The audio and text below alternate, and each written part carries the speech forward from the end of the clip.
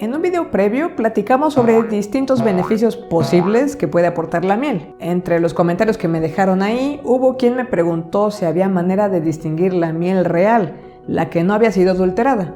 Esa es una excelente pregunta. Si buscas en la red puedes encontrar distintas sugerencias que intentan responder precisamente esto. ¿Qué tan útiles son?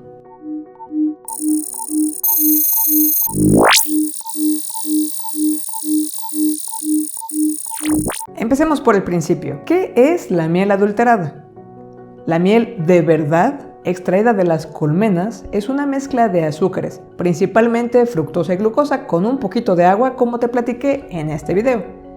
Las propiedades y la composición específica de cada miel varía porque las abejitas visitan distintas flores dependiendo de la región en la que se encuentran. Eso significa que distintas mieles muestran distintas propiedades sensoriales, desde el color, la resistencia a fluir, el sabor, así como variaciones de composición de algunos de sus compuestos. La miel adulterada suele ser un poquito de miel de verdad mezclada con otros jarabes de azúcar. Estos jarabes proceden de plantas como la caña de azúcar, el maíz o el arroz. Esto es, sustancias como la melaza, la glucosa líquida, algo que llaman azúcar invertido, jarabe de maíz rico en fructosa o jarabe de arroz.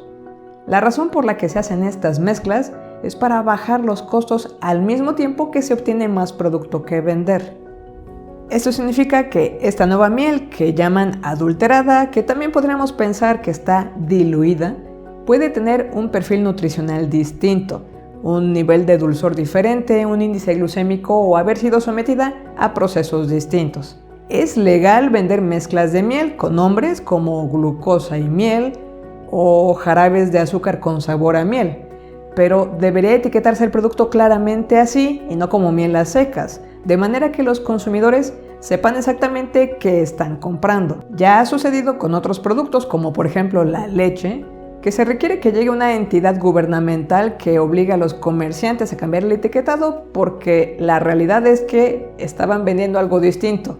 Quizás estaban vendiendo leche como en Los Simpson. Para México, encontré un par de artículos publicados por Profeco en 2015 y 2018 donde especifican qué marcas de miel, de acuerdo a sus análisis, consideran reales y cuáles no. Verificaron la composición detallada en la etiqueta, la limpieza del producto, la existencia de posibles hongos o fermentos, así como adiciones de sustancias conocidas para adulterar la miel. Encuentras el enlace a estos estudios en mi blog, junto con todas las referencias que utilizo en este video. Cabe aclarar que en México existen normas oficiales cuyo cumplimiento es obligatorio, que especifican tanto el etiquetado como los métodos de evaluación de estos productos, donde se revisan contra estándares distintas propiedades, como el contenido de sacarosa, glucosa, fructosa, el pH y algunas características sensoriales. Pero yo como consumidor, ¿puedo evaluar de manera casera si la miel que compré es adulterada?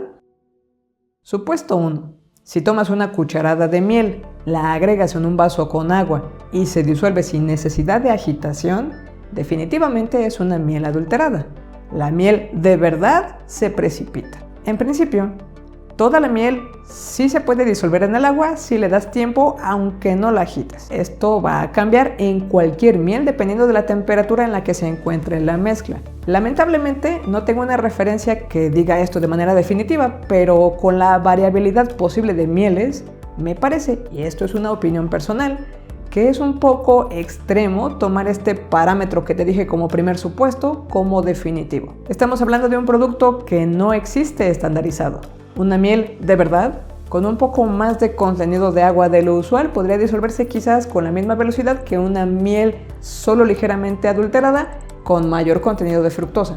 De hecho, la miel de abejas sin aguijón puede contener hasta el doble de porcentaje de agua que la miel de abejas con aguijón, y quizás se disuelva más rápido que una miel solo ligeramente adulterada. De igual manera, se podría notar una gran diferencia en la velocidad de disolución en agua comparando dos mieles de verdad en la misma región, una recién obtenida del panal y otra madura. Además, entre las sustancias que te mencioné que típicamente se utilizan para adulterar la miel, a excepción de la melaza, estas pueden tener un comportamiento físico relativamente parecido a la miel. Es posible que de hecho por eso es que se utilicen para adulterar la miel en primer lugar. Así que esta prueba de detección me parece que es insuficiente. Supuesto 2. Se toma un cerillo seco, se moja la punta del cerillo en la miel y se trata de encender como siempre.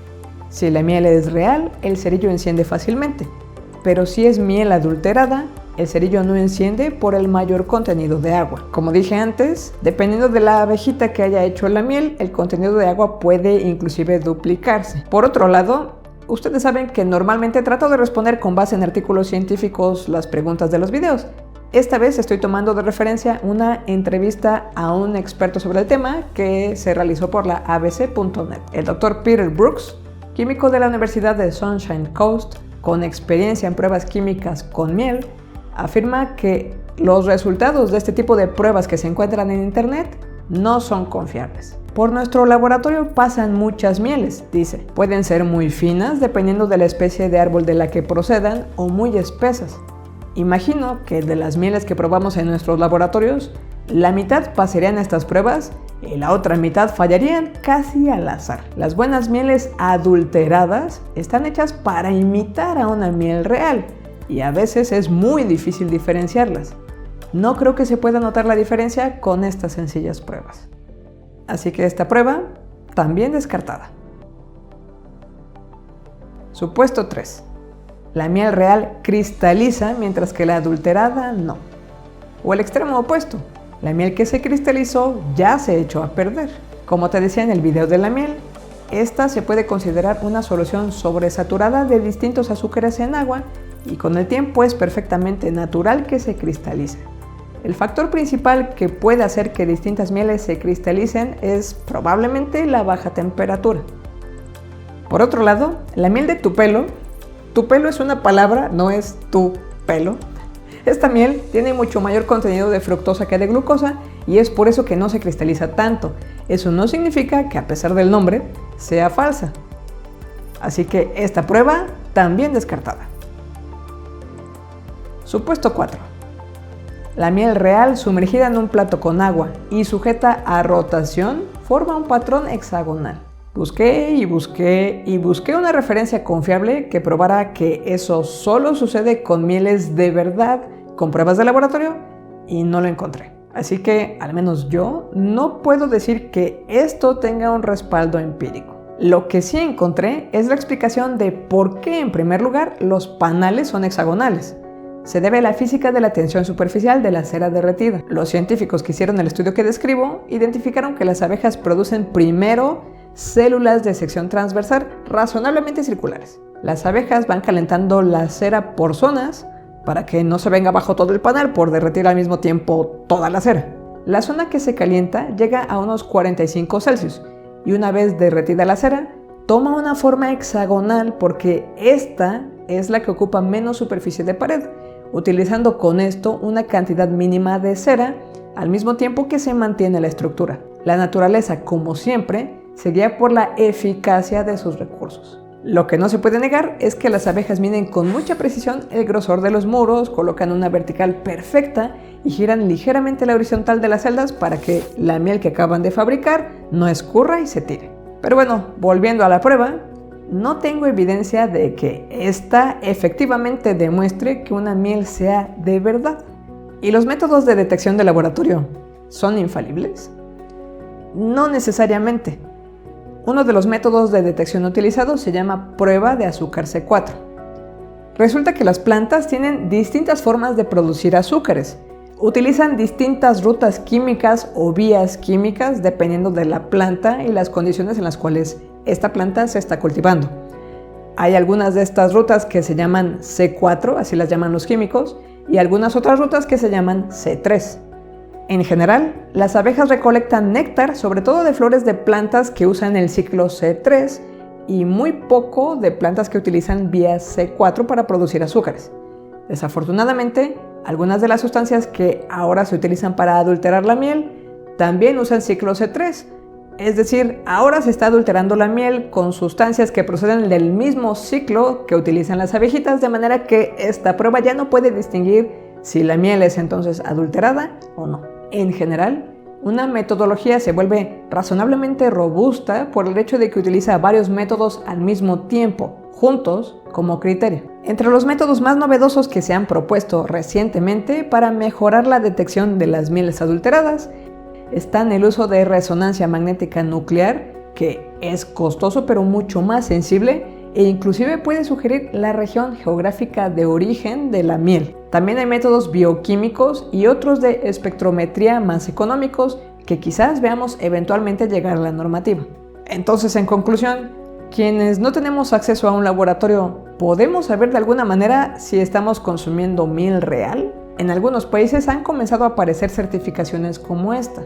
En México, al menos tenemos los reportes de Profeco que te mostré antes, aunque ya son un poquito antiguos. Algunas palabras clave que quizás yo evitaría al comprar una miel nueva sería ultrafiltrada y natural. La miel no necesita estar ultrafiltrada para su consumo humano, y mercadológicamente se utiliza mucho el término natural, pero no existe implicación legal con ello, así que no necesariamente significa algo. Yo no compro cosas solo porque digan natural.